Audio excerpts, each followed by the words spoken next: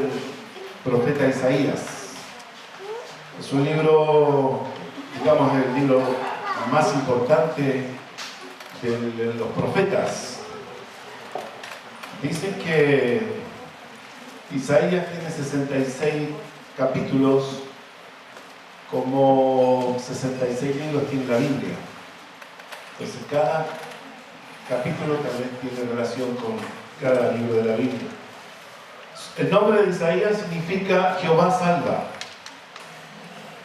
Y es curioso que su nombre esté asociado a su mensaje. Lo que fue el ministerio de Isaías está muy asociado con el propósito de Dios de salvar a su pueblo. El padre de Isaías se llamó Amos, y su familia pertenecía a la clase alta de Jerusalén. Él nació en Jerusalén y se piensa de esta manera porque él tenía fácil acceso al rey.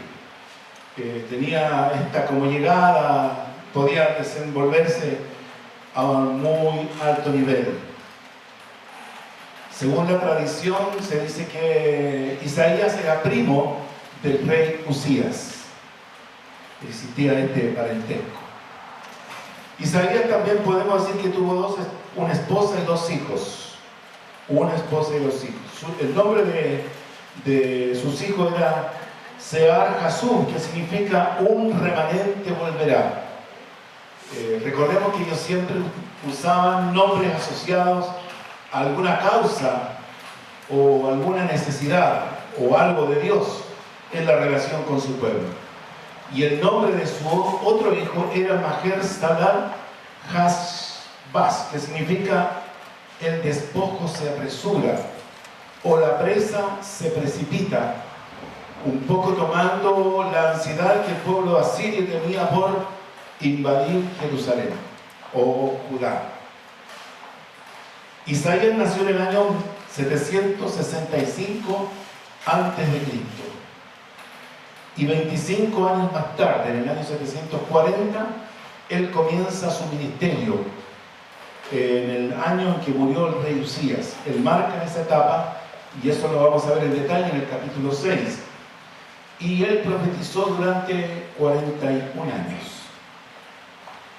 Isaías fue testigo del desarrollo comercial, del desarrollo militar, donde Judá alcanzó mucha prosperidad.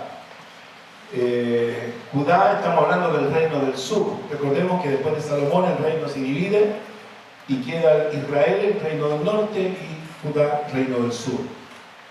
Entonces, con la administración de Usías, Isaías es testigo de todo el desarrollo político, económico y militar y la prosperidad que hubo también, mucho énfasis en las construcciones magníficas. Eso también llevó a la nación a alcanzar mucho lujo y riqueza. Crecieron también, junto con todo eso, el pecado, la avaricia, la religiosidad vana y la corrupción, la idolatría. Qué increíble que se puede observar esto de que a mayor bendición económica, la gente más se aleja de Dios, deja de confiar en Dios, deja de acercarse a Dios y vive una religión, pero absolutamente vacía, sin un sentimiento que lo acompañe. Isaías es el profeta más importante de la Biblia.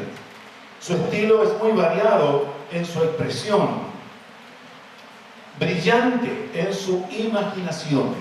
No existe un libro de la Biblia que tenga más riqueza de palabras en hebreo. Es un hombre ilustrado. Su estilo marca el clima del arte literario hebreo. Y en el libro de Isaías vamos a encontrar distintos recursos literarios para reforzar su mensaje. Cada una de sus palabras podemos decir que da en el blanco. es certero en lo que él declara, en lo que dice, acompañado de mucha belleza y fuerza en todas sus expresiones. Todo esto es característico en el libro de Isaías. Es el artista perfecto de las palabras. Nosotros nos vamos a, no sé si está al inicio de la palabra, pero nos vamos a enamorar de Isaías. Porque esto, hermano, si hay, por ejemplo, en el Nuevo Testamento, si hay un libro que deslumbra, es la carta de Romanos, en el Nuevo Testamento, pero en el Antiguo Testamento, el profeta Isaías no tiene paralelo, no tiene nada que ver con otros. Ningún otro escritor hace tantas ilustraciones pictóricas. Es un relator donde él asocia situaciones de lo común para conectarlo directamente con verdades espirituales. El libro de Isaías se caracteriza por el uso, por ejemplo, de epígrames, que son dichos breves, mordaces, sintéticos, pero bien directos. También de las metáforas, de la interrogación y el diálogo. También usa la antítesis, esa figura retórica que contrapone palabras o expresiones de significación contraria. Es decir, él quiere siempre estar haciendo los contrastes para resaltar la verdad que él quiere comparar. Y también lo que se llama aliteración, que es otra figura literaria, retórica, mediante la repetición de fonemas que pretenden determinados efectos expresivos.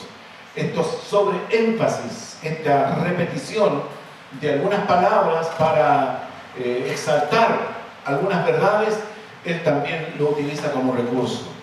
La hipérbole, que son las exageraciones evidentes, y las parábolas, que también el Señor Jesucristo las usó en su ministerio. También los juegos de palabras. Él también tiene un amplio vocabulario y riqueza de sinónimos, alcanzando 2.186 palabras por sobre los demás.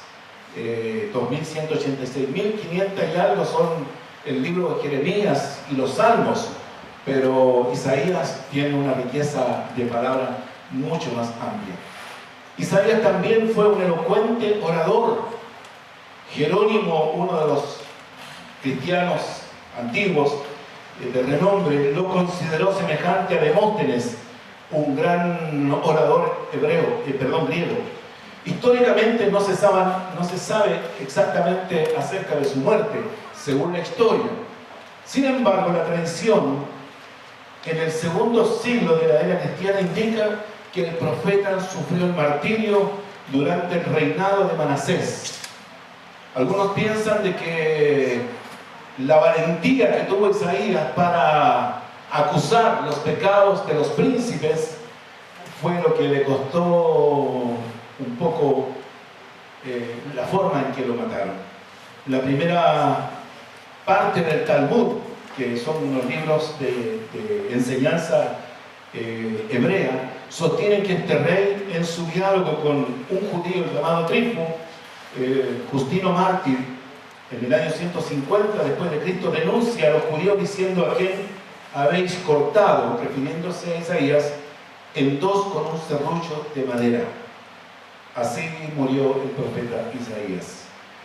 En Hebreos 11:37 hace alusión al martirio de Isaías cuando dice que muchos fueron apedreados y aserrados. Hermanos, no sabemos cómo nos vamos ni cuándo nos vamos, pero sí tenemos la seguridad de que nos iremos, ¿cierto?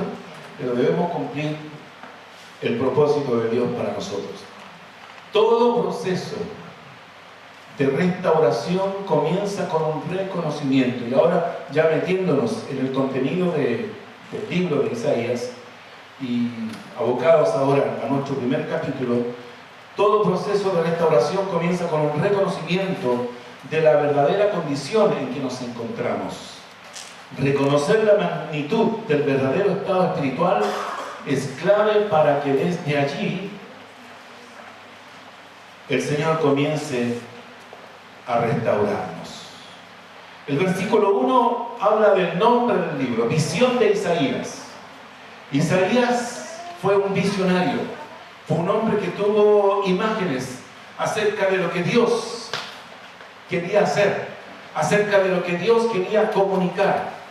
Y básicamente toda la profecía de Isaías es prácticamente futurista, de mediano, de corto, mediano y también de largo plazo. Por lo tanto, nos encontraremos a veces con profecías de Isaías que hablan de lo inmediato, de lo que está ocurriendo, pero también veremos a Isaías hablando, por ejemplo, en el capítulo clave de Isaías, el capítulo 53, donde habla de los padecimientos del Mesías, por ejemplo, que eso ocurrió casi 800 años más tarde. El nacimiento del Mesías, en el capítulo 9, ¿cierto? Un niño nos es nacido, en contextos que nosotros conocemos con tanta familiaridad. Isaías, podríamos decir que pintó un cuadro gigantesco. Uno cuando toma una foto, no sé si usted está de acuerdo conmigo, pero para que entienda un poco la visión profética, cuando uno toma una foto, la foto es un plano, ¿cierto? Es simplemente algo así. Tiene dos dimensiones. Pero ahí en ese plano están las cosas que están en el primer plano, ¿cierto? En el primer plano es lo que está cerca, pero luego uno va viendo que más atrás hay, por ejemplo, paisaje, hay un campo, y más atrás hay unos cerros donde se distingue el verdor, y más atrás hay montañas nevadas. Entonces está todo en el plano, pero usted sabe de que hay cosas que están cerca y hay cosas que están lejos. De igual manera la profecía es de esta forma. Hay cosas que estarán relatadas en lo pertinente, pero hay también cosas que están relatadas hacia un futuro, que no sabemos con exactitud de cuándo, pero es más o menos cómo funciona. Como número 1, vamos a hablar de la negligencia. Este capítulo le puse por título El lamento de Jehová sobre Israel. Dios se lamenta. Y en este primer punto, que va desde el versículo 2 al 9, debemos nosotros reconocer, hermanos, y aquí es importante reconocer que hemos sido negligentes. Dios esperaba que el pueblo de Israel reconociera su negligencia en su relación con Dios. Dice, visión de Isaías, hijo de Amós, la cual vio acerca de Judá y Jerusalén en los días de el rey Usías, luego en los días del hijo de Usías llamado Jotam, luego en el nieto de Usías, Acaz, y en el bisnieto de Usías llamado el rey Ezequías. Esos son los 4 reyes que estuvieron durante el ministerio de Isaías. Usted, por ejemplo, va a recordar cuando Isaías visita a Ezequías, que estaba enfermo de gravedad, y donde Dios le dice a Isaías, pide a este rey, a Ezequías, que ordene su casa porque se va a morir. Pero el profeta Isaías le transmite esta palabra de Dios, y Ezequías llora amargamente, se quebranta, se arrepiente, pide perdón y le pide a Dios que le prolongue la vida. Y cuando Isaías va saliendo, Dios nuevamente le habla a Isaías y le dice, dile que le voy a extender la vida por 15 años más. Hermanos, esa conexión tenía Isaías con Dios. Era un hombre que tenía una sintonía, y esto es importante, una sintonía muy grande con Dios, con el Espíritu de Dios. Y ese también es nuestro llamado, a sintonizarnos, a agudizar nuestro oído espiritual para que Dios nos hable, nos transmita nos ponga su voluntad, nos dé instrucciones, nos alerte acerca de peligros y cosas que a veces uno no sabe, pero que sin embargo, hermanos, en esta sensibilidad, Dios nos lleva a veces a tomar decisiones que provocan paz en nuestro corazón, o a veces a arrepentirnos de malas decisiones que hemos tomado porque no era la voluntad de Dios. Versículo 2, testigos. Dice: oye cielos y escucha tu tierra, porque habla Jehová. Hermanos, aquí Dios está hablando con su obra, ¿cierto? Su creación. Los cielos y la tierra son testigos de la profecía de Isaías. Hermanos, qué importante es entender que el cielo tiene, podríamos decir, es un misterio tan grande, pero sin embargo está todo tan extremadamente sincronizado. Todo funciona tan perfectamente bien. Si usted mira el sistema solar, todo está, ¿cierto? Aunque es tan pequeño el sistema solar comparado con la inmensidad, pero sin embargo ahí está exactamente todo funcionando a una exactitud increíble por solamente la orden de nuestro Dios. Sin embargo, Dios, ahora hablando desde su corazón de Padre, dice: crié hijos y los engrandecí. Los que son padres saben lo que significa, por ejemplo, dedicar los primeros años de la crianza, por poner un ejemplo, de dedicación, de amamantar, de limpiar pañales, ¿cierto? Cambiar, sacar flatitos, tratar de entender el llanto, si es por dolor de oídos, si es porque está asustado, si es porque le duele la patita y tantas otras cosas, porque está incómodo, porque tiene hambre. Son tantas las cosas que pueden contener el llanto de un hijo. Y ahí está la dedicación tan esmerada, ¿cierto?, por sacar a los hijos adelante.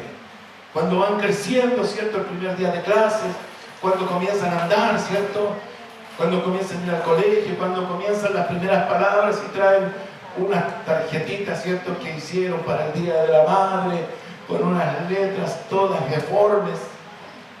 No hay una caligrafía todavía, pero usted interpreta esos sentimientos. Pero sin embargo, cuando los hijos van creciendo, se van alejando y se van tomando sus propias ideas y van apartándose a veces de la buena enseñanza que usted trató de darles. Se van distanciando de lo que usted esperaba que ellos hicieran. Van cambiando su forma de pensar y a veces hasta se ponen sensibles, no les gusta que se les corrija o que se les llame la atención. Y comienzan ellos como a proteger su nueva forma de ver la vida, su nueva forma de pensar. Y aquí está Dios hablando a sus hijos, dice: crié hijos y los engrandecí, los bendije, les di todo lo que ellos necesitaban, todo lo que ellos quisieran y aún más. Pero sin embargo ellos se rebelaron contra mí. Es el corazón de un padre sufriendo la ingratitud de sus hijos. El versículo 3, la palabra es desconocimiento. Dice: el buey conoce a su dueño y el asno el pesebre de su señor. Israel no entiende, mi pueblo no tiene conocimiento. Dios está perplejo por la irracionalidad de su pueblo. ¿Cómo es posible que lleguen a pensar así? Y da de alguna manera una comparación, hablando, por ejemplo, diciendo, el buey, ese animal, ¿cierto?, de fuerza, no es brillante intelectualmente, no tiene un cerebro muy desarrollado, es lento en su accionar, pero sin embargo el buey reconoce su amo. Sabe quién es su dueño. Y del asno dice, el asno el pesebre de su señor. Es decir, el asno sabe dónde está su seguridad y su alimento. Hermanos, en cambio su pueblo le desconoce.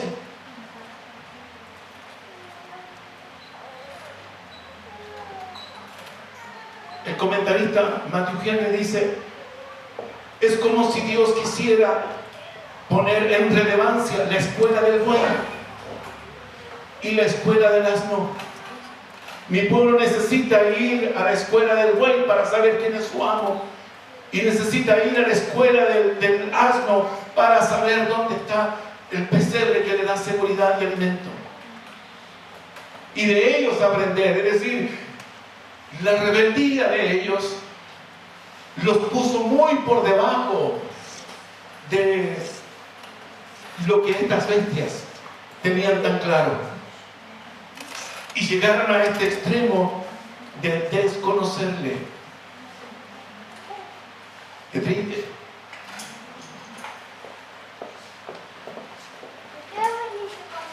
El versículo 4, la palabra es abandono.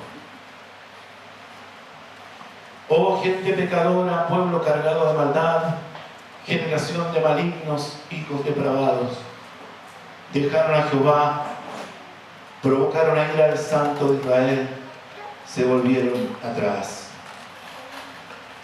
Esa admiración con que comienza este texto inicia la denuncia de la transgresión. Su pueblo es ahora gente pecadora. Es como si estuviese muerta para Dios. Es una traición a Dios. Lo abandonaron, lo provocaron a ira. Es una traición a Dios.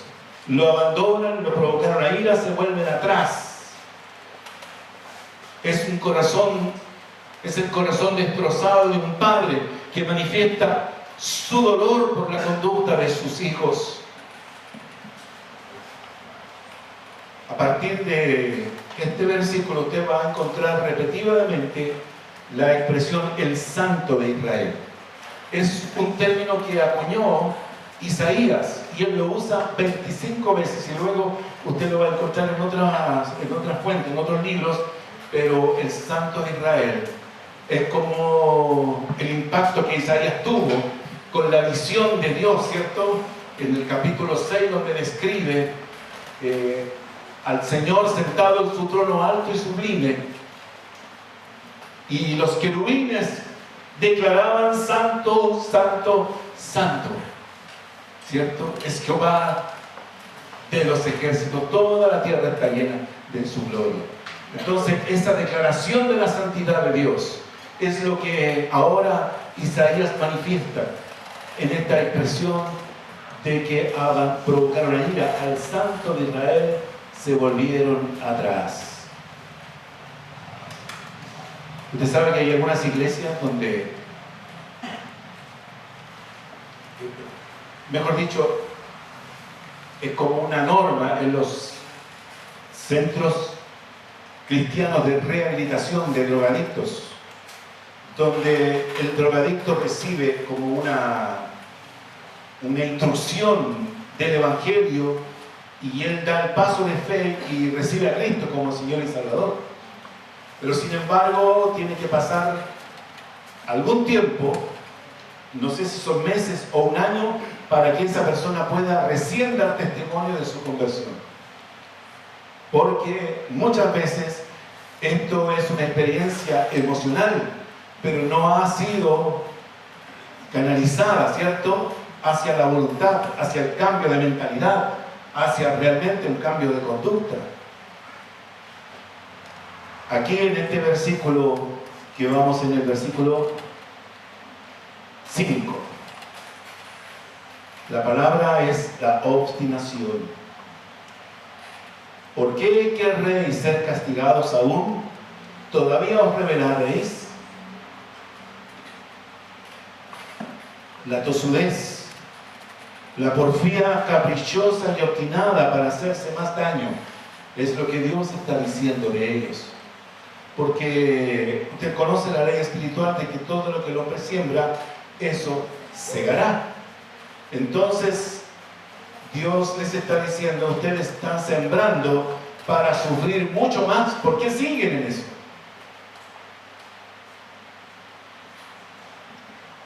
Para hacerse más daño, a pesar de estar gravemente enfermos espiritualmente, enfermos de rebeldía, enfermos de cabeza, o enfermos en su forma de pensar, ya que no pueden pensar con un juicio cabal, sino con una, y esto uno lo ve tanto, hermanos, una autojustificación.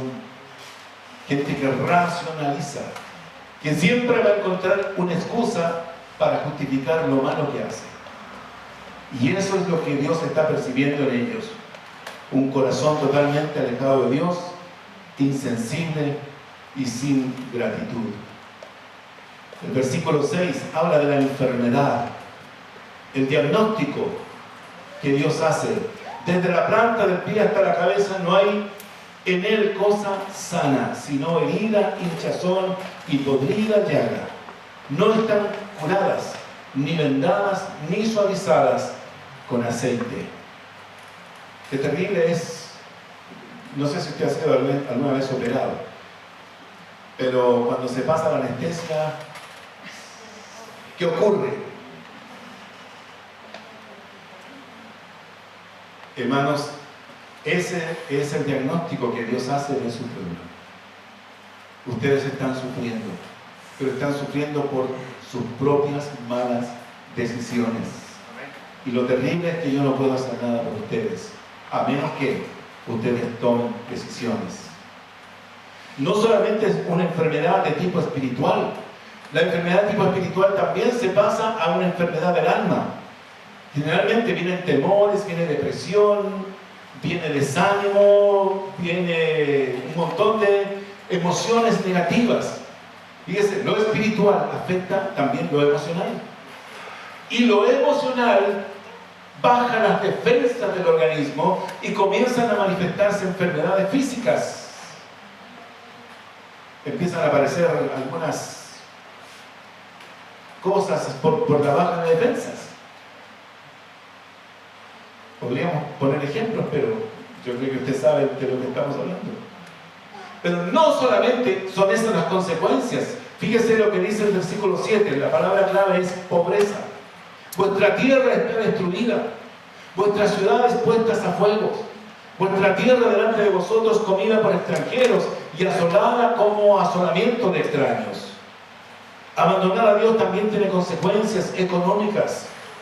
El enemigo se agiganta y hace estragos sin misericordia. Trae esterilidad, trae pobreza, trae fuego a las ciudades, trae invasión de enemigos, trae saqueo, trae también la pérdida sostenida de la bendición de Dios. El versículo 8, la palabra clave es ruina. Dice: y que era la hija de Sión, la que era el asombro. ¿Podríamos decir que está hablando de Jerusalén? Podríamos decir que está hablando de su pueblo escogido. Y queda la hija de Sión como enramada en viña y como cabaña en melonar, como ciudad asolada. ¿Qué dice? La que gozaba de la rica relación con Dios, la que estaba tan bendecida por Dios, bendecido y prosperado, la que tenía una estrecha relación de amor con el Padre. Toda esa gloria y prosperidad quedó reducida a una endeble ramada de melonar, expuesta al peligro, vulnerable, empobrecida, indefensa. Qué terrible, hermano. Dios, yo pensaba, hermano, mientras meditaba en esto, en que yo puedo, en mi condición de papá, por ejemplo, no tener conocimiento de las cosas que hacen mis hijos. No sé todo lo que hacen mis hijos. Puede que sean cosas buenas, pero también puede que sean cosas malas. Pero yo, en mi limitación humana, no tengo conocimiento de eso. Dios no es así. Dios tiene todo el conocimiento. Él no puede sustraerse a lo malo que hacen sus hijos. Él no puede dejar de ver eso, porque es Dios.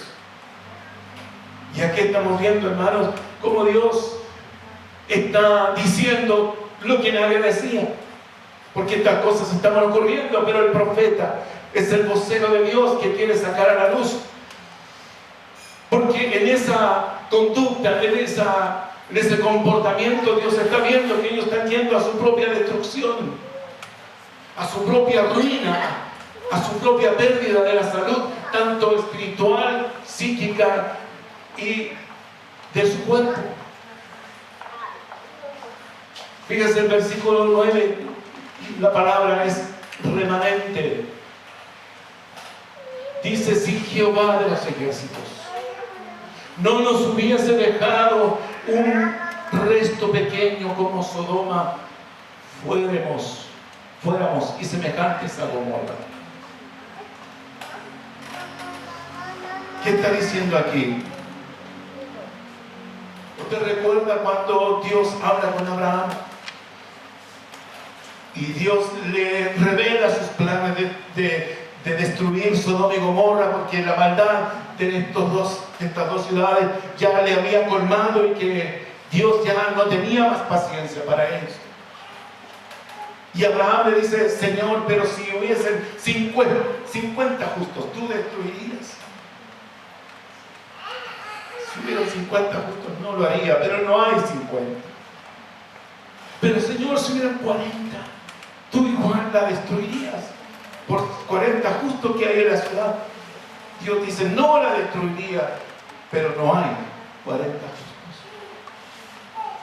Aquí el profeta, ¿qué es lo que está diciendo? De que hay un pequeño remanente que no tuvo ni Sodoma ni Gomorra, pero que sí tuvo Judá, que tuvo Jerusalén. Y por ese pequeño remanente se salvó toda la ciudad, todo el reino. Eso es lo que él está diciendo, que hay un remanente. Hermanos, yo creo que también como iglesia nosotros debemos ser el remanente que tiene esta ciudad de Talagante. Nosotros debemos ser ese remanente fiel.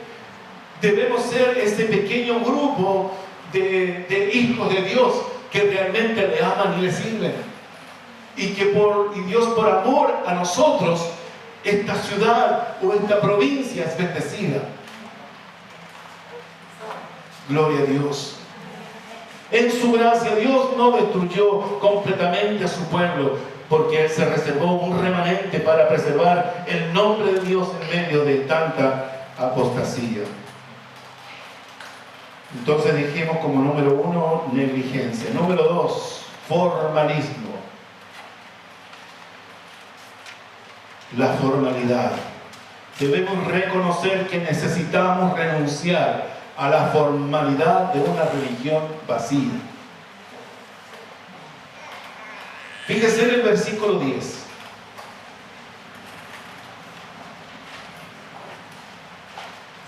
Dice: príncipe de Sodoma, oíd palabra de Jehová, escuchad la ley de nuestro Dios, pueblo de Gomorra. Yo aquí quedé medio como medio perdido. Y me puse a investigar por qué ahora cambia el destinatario. Si Dios le está hablando a Judá, a Jerusalén, ¿por qué ahora se...? Pero, hermanos,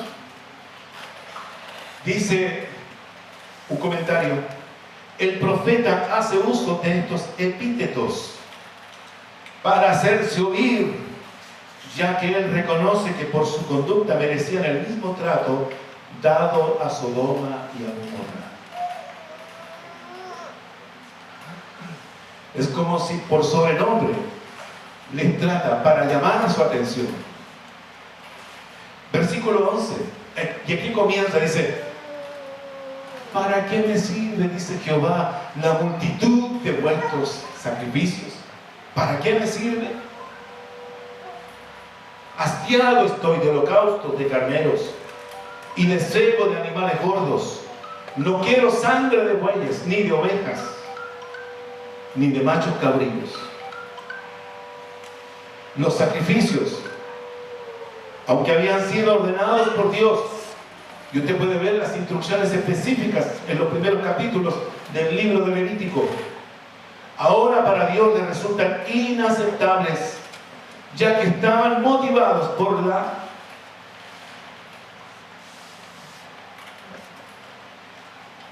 no estaban motivados por la pureza de un sincero arrepentimiento.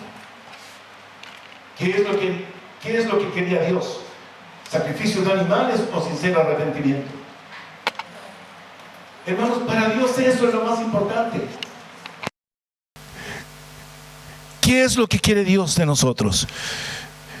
Cuando las cosas se hacen por hacer, por cumplir, cuando no van acompañadas de sentimiento verdadero y fe, esto Dios lo discierne y provoca rechazo. Porque, hermano, déjeme decirle también, Dios es una persona que tiene sentimientos. Si usted ama, hermano, déjeme decirle que nadie ama como Dios le ama. Entonces, cuando ve a su pueblo metido en estas ceremonias, en estas liturgias, cuando ve a su pueblo metiéndose la mano a los bolsillos, comprando 2 o 3 animales, 5 animales, y los lleva para que los sacerdotes los sacrifiquen, entonces él dice: yo con mi bolsillo pagué y estoy bien con Dios. Pero no puso nada de realmente un cambio, de un sincero arrepentimiento o de una sincera gratitud cuando se hizo eso.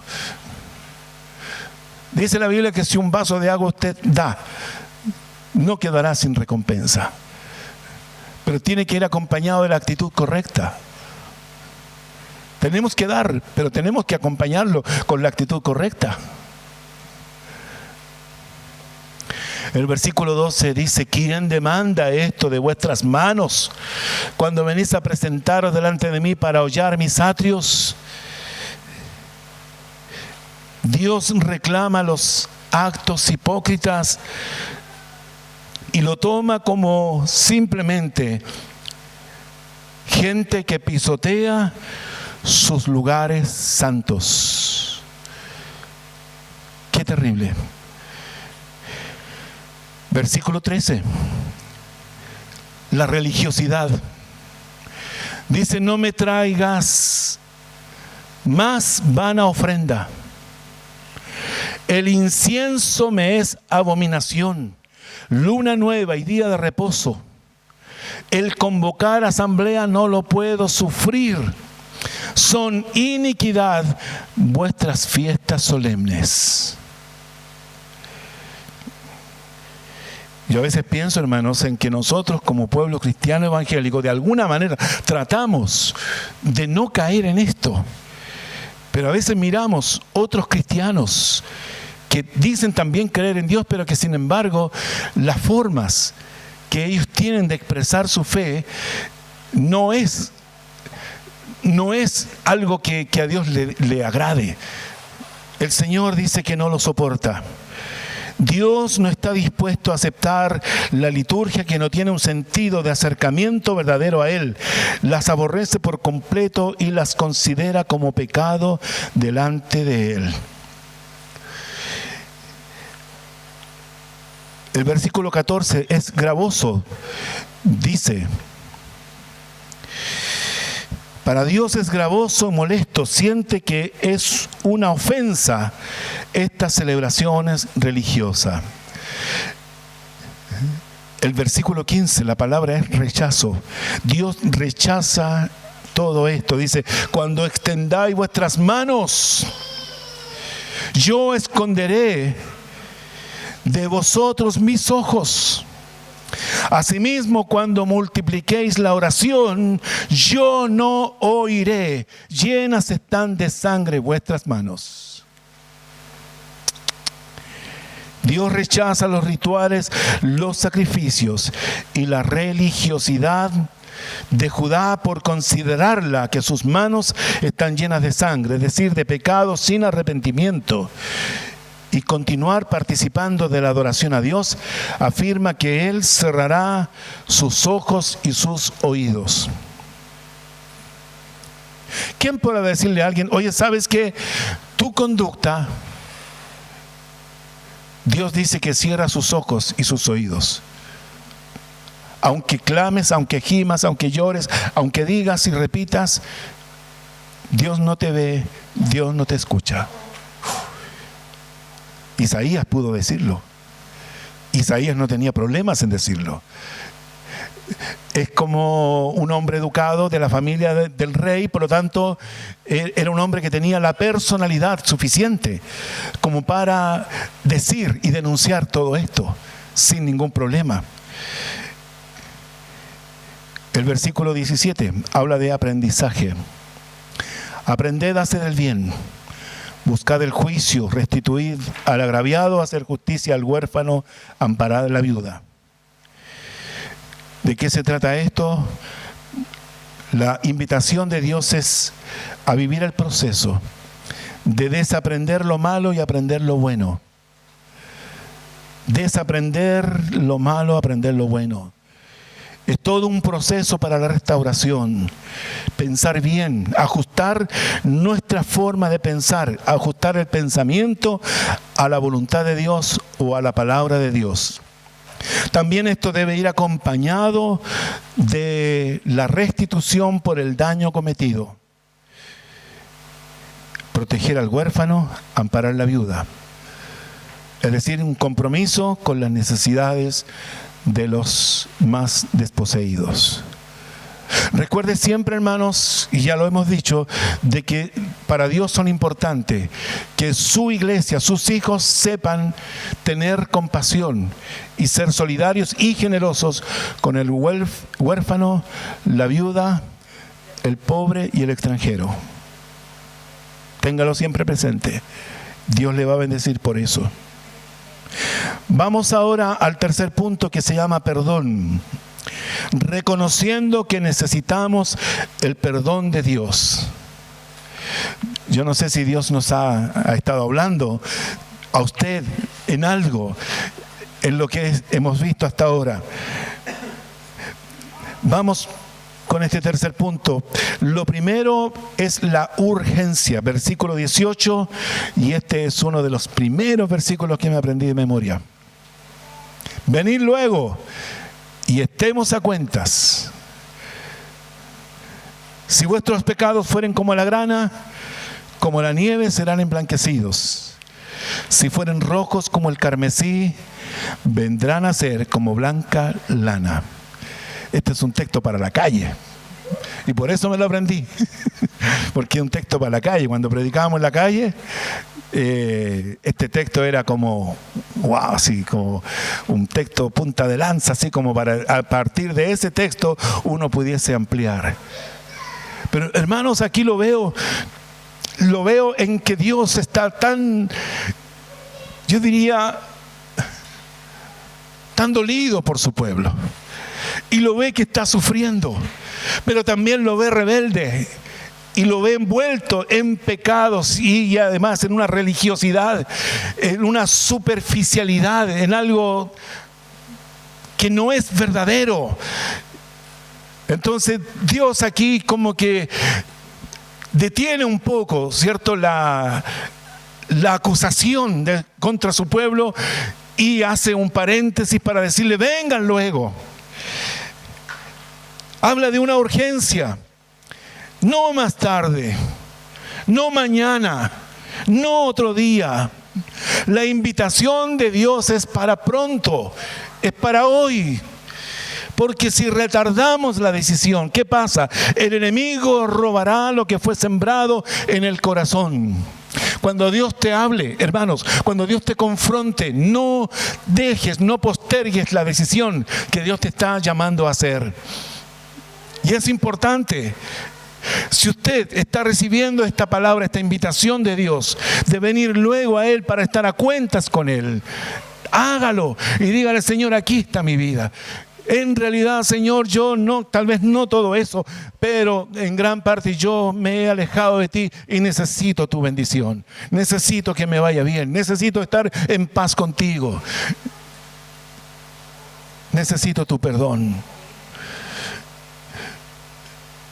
Porque si retardas la decisión, el enemigo te roba esa oportunidad.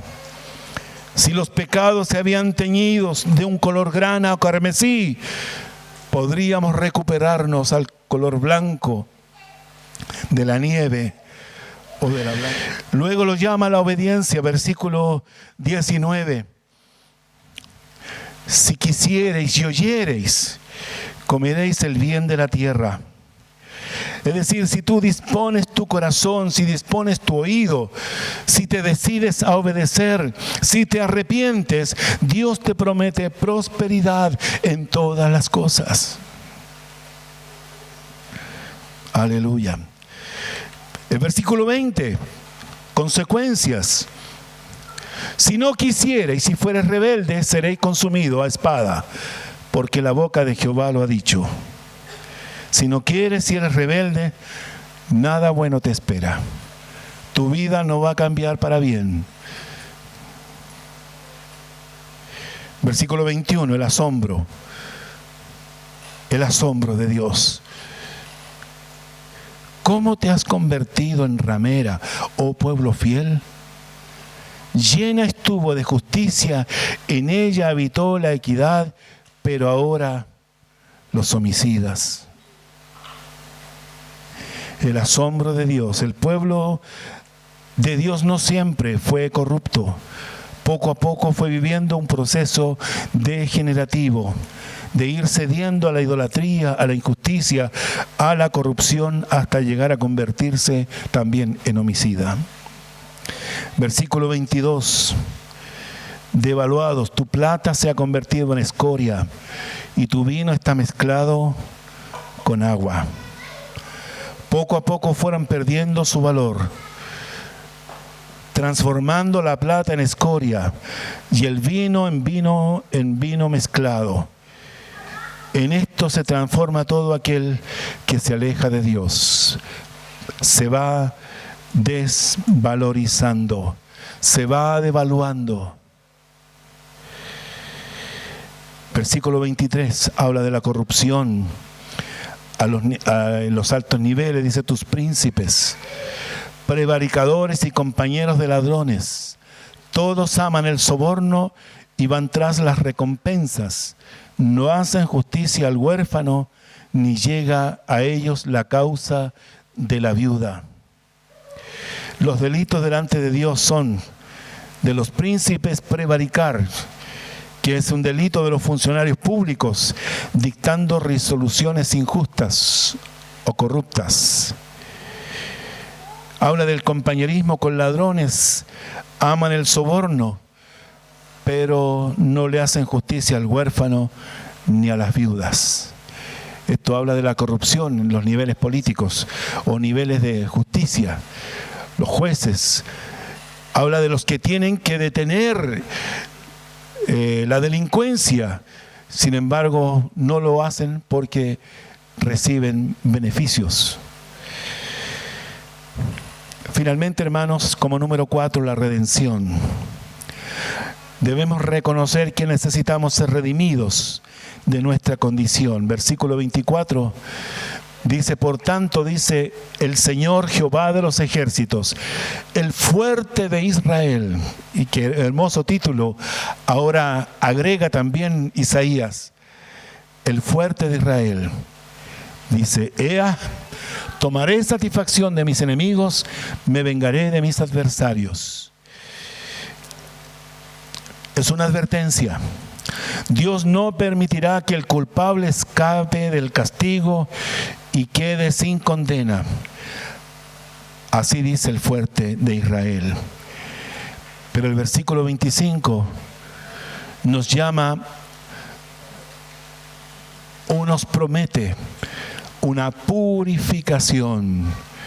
Dice, volveré mi mano contra ti y limpiaré hasta lo más puro tus escorias y quitaré toda tu impureza. Hermanos, dice que Él disciplina a todo aquel que toma por hijo. Eso dice en Hebreos, ¿cierto? Y azota a todo aquel que toma por hijo.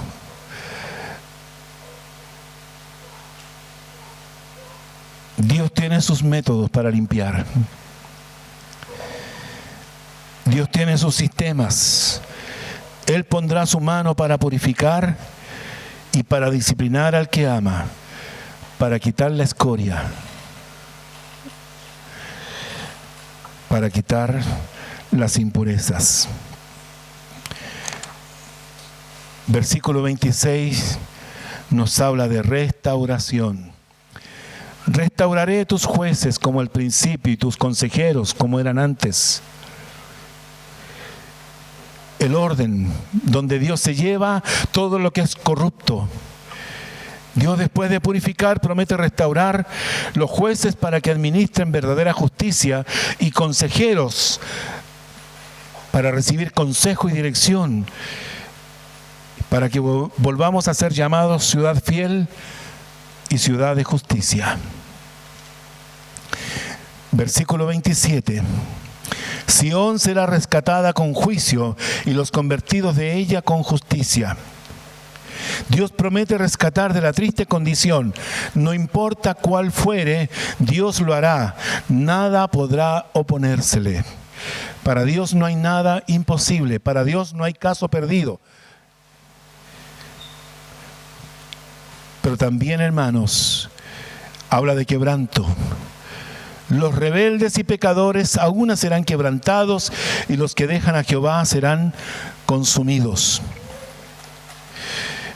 Pero los que son rebeldes y pecadores obstinados serán quebrantados. Dios conoce dónde duele. Amén. Dios sabe y Él conoce nuestro punto de quiebre. Dios sabe cómo tratar con los corazones. Los que lo abandonan serán consumidos. Versículo 29, ya vamos concluyendo. Dice, entonces os avergonzarán las encinas que amasteis, y os afrentarán los huertos que escogisteis, porque seréis, versículo 30, como encina a la que se le cae la hoja, y como huerto al que le faltan las aguas. Una de las prácticas idolátricas de Israel era adorar las encinas, los árboles, porque la belleza y nobleza de la madera de este árbol de alguna manera era simbolizada por la fertilidad de la diosa Acera, una de la corte de dioses de Baal. Entonces ellos cayeron en la práctica de adorar las encinas. Y aquí Dios le está diciendo que se avergonzará las encinas que amaste y os afrentarán los huertos que escogiste. Porque asociada al culto de la diosa cananea, las encinas serían testigos del juicio de Dios sobre Israel.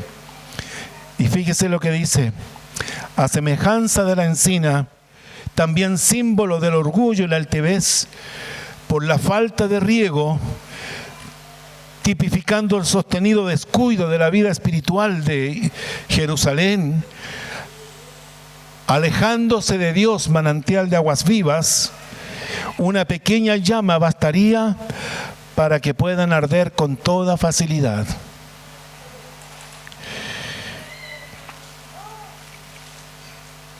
¿Qué más dice? Y el fuerte será como estopa, y lo que hizo como centella, y ambos serán encendidos juntamente, y no habrá quien apague. Como conclusión, hermanos, vale la pena hacernos por lo menos un par de preguntas. ¿Qué enseñanza de la vida de Israel y de Jerusalén usted puede tomar para su vida? ¿Qué podemos aplicar en nuestra propia vida?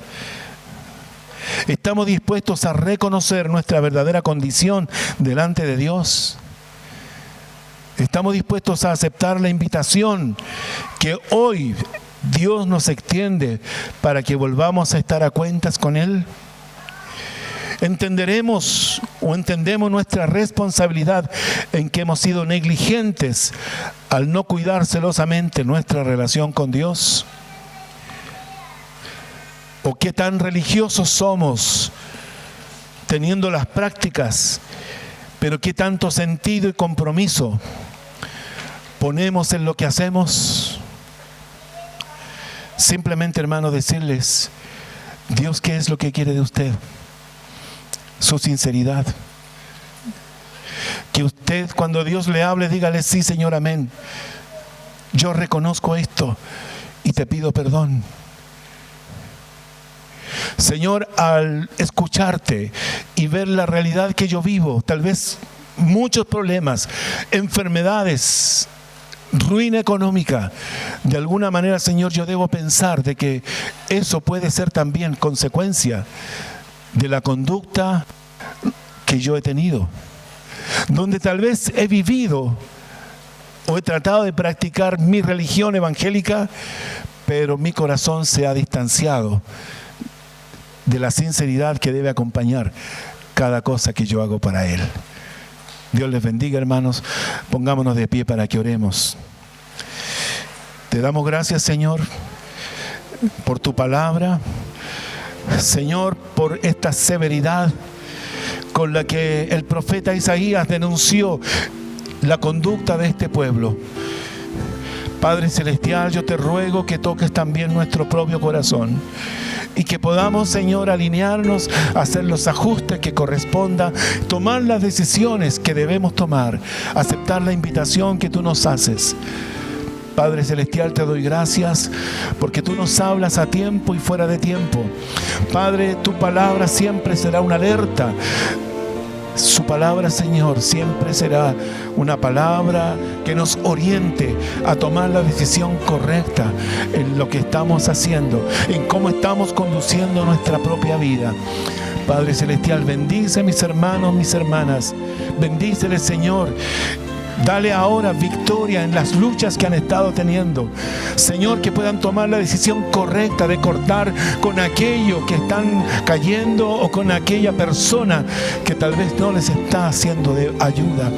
Te ruego, Padre, que escudriñes las motivaciones, las actitudes que ellos tienen en su corazón cuando vienen a tu casa, cuando ofrendan, cuando entregan un aporte económico. Padre Celestial, para ti lo relevante es que pongamos nuestro corazón en eso, que busquemos siempre, Señor, en un día a día, arrepentirnos de la palabra ociosa o del mal pensamiento o del pecado que hemos cometido. Señor, en el día a día, Señor, tú quieres perdonarnos y mantenernos, Señor, en una victoria permanente. Señor, porque entonces, Señor, nuestra relación contigo comenzará a ser mucho más gloriosa, mucho más profunda. Sentiremos, Señor, tu presencia, discerniremos tu voluntad. pero también, Señor, habrá salud en nuestro espíritu, en nuestra psiquis, en nuestra mente, nuestros pensamientos, nuestro estado emocional, Señor, será restaurado. Pero también, Señor, nuestro cuerpo físico será rejuvenecido, porque los jóvenes se cansan, flaquean, pero los que esperan a Jehová tendrán nuevas fuerzas cada día, correrán y no se cansarán, caminarán, no se fatigarán. Padre Celestial, y no solo eso es promesa tuya, sino también nuestra economía florecerá, Señor, nuestro campo, nuestra tierra. Sentiremos, Señor, la bendición tuya como parte de las consecuencias que tienen el que tengamos una buena comunión contigo. Gracias, Padre, por tu palabra, en el nombre de Jesús, nuestro Señor. Amén. Amén.